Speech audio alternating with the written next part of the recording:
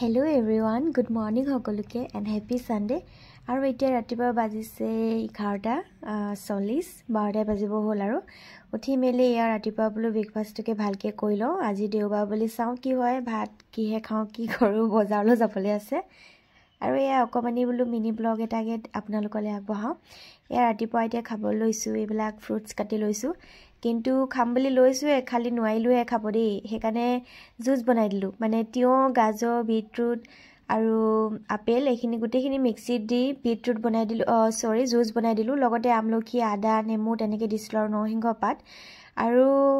লগতে এই যে ড্ৰাগন ফ্ৰুটস আৰু পনীৰ এখিনি খাব নোৱাইলো আৰু কলখিনি হেখিনি আকৌ মিক্সিত মানে মই স্মুদি বনাই দিলো মই বেলেগ এটা ভিডিঅ দেখাম বাৰু